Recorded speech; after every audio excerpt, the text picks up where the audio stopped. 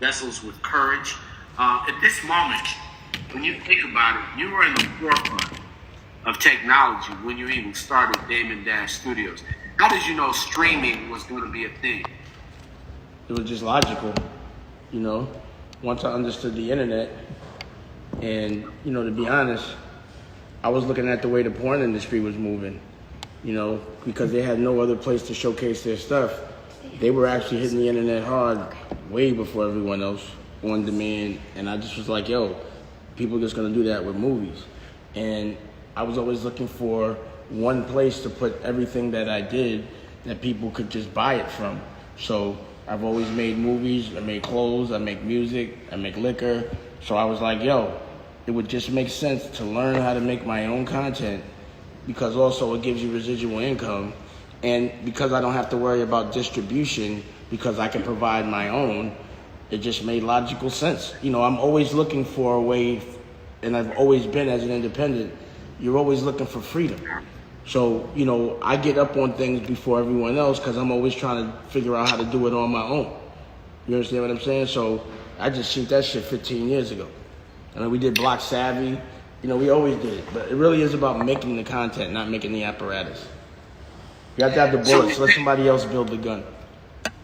So when you think about that, and you think about it, but there's a level of fearlessness that comes with every CEO. Forever you've been fearless. Why is it important at this moment, when you think of a Stokely, when you think of the thought leaders that are right behind you, why must we have this mindset at this moment in time as CEOs as we claim our victory in these movements? Well, for me, this mindset has always been present, and I've been waiting for everybody to catch up, to be honest. People were looking at me like I was crazy for saying we're the boss, we should control the narrative. Why do we have to sell our culture back to them to sell it back to us? This was never logical. Why do you let weaker people tell you what to do? It's just not logical. Why do we fight each other and not them? It's not logical. Why do we think they're the plug and we're not? It just was never logical to me.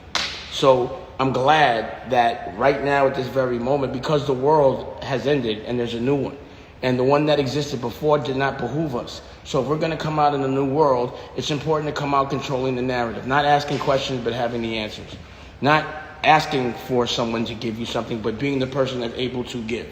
That has to be the narrative. And we're in control at this moment. The only thing that's stopping us would only be us right now. Anybody in this moment could get money from their house if they have content and they know how to distribute it, bottle it up, package it, and do it right. We don't need them to talk to each other. We shouldn't be fighting each other for their entertainment. We shouldn't have to go through a white production company to tell a black story. Why is it that the networks only hire the white production companies to tell black stories? Like an E1, a Tara Reid, like a We channel. Why, besides, Kanye and myself right now, we the only ones that really be calling people out that are white. You know what I mean? We don't fight each other. We fight them. That narrative has to change, and that's what this is about right now. And not violently. It has to be about economically. We control the buyer's market. So why shouldn't we be the one providing it to the buyer, which is us? It makes no sense not to. When you think about it, our dear brother Master P, who's actually being recognized, kind of came around saying similar things, but the product. We've got to produce products. Why is it important for us to produce products for those who have no understanding? Content, product. You said, look here, obviously, why are products important for CEOs, black CEOs, to be making for our community? Making something means you have something to sell. So, let's say you're a hustler. If the block is clicking and you don't have any work on your block, they're going someplace else to get it. So you have to have this work. But the good part about content is it gives you residual income.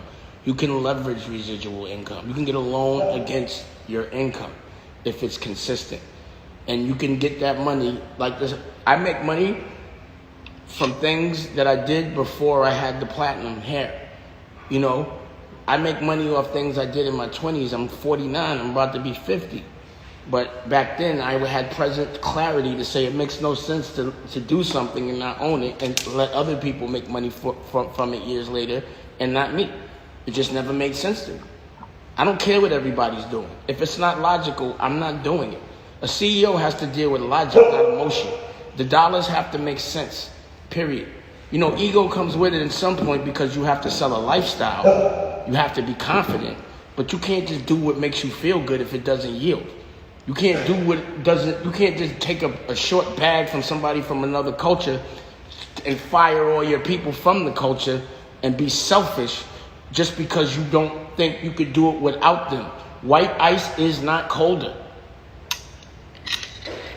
So when you think about the love that we have for each other in this movement, what would you say? You're sitting on the board. What do we need to understand about self-destruction, self-love, self-pride, community pride, and trust? I mean, all of it. You know, number one, and, you know, I look and break things down from the beginning. Why do we have this narrative?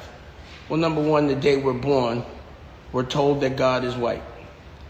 We interpret the name of God as Jesus, and that's a European translation. The name is Joshua. So now we have us as a culture looking at a Viking, a white man with blue eyes and blonde hair, even though nothing in the Bible happened in Africa. That's number one. That's number one.